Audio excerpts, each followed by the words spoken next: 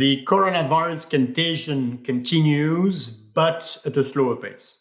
Social distancing measures are working. In Italy, the number of new cases has started to pull back. Contagion is still vivid in the US and the UK, as those countries are about 2 weeks behind. Unfortunately, the lockdowns must continue until the number of new cases gets very low. And even then, the return to normal will only be progressive. In the meantime, the economy is suffering.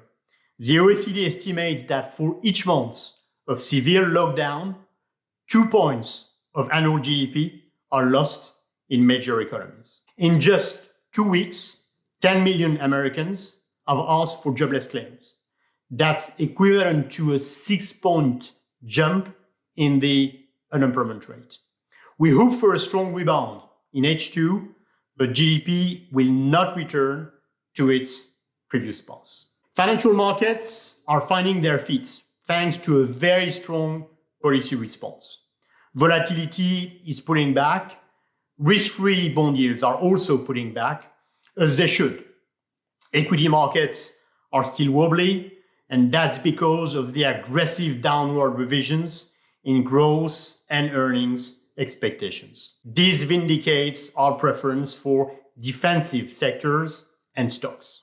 We also like safe credit, given all the support from governments and central banks.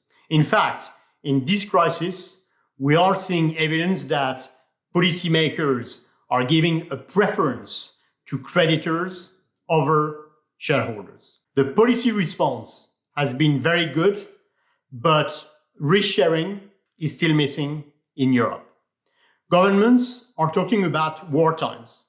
If they are serious about it, they need to show the cooperative spirit and solidarity that war times have required.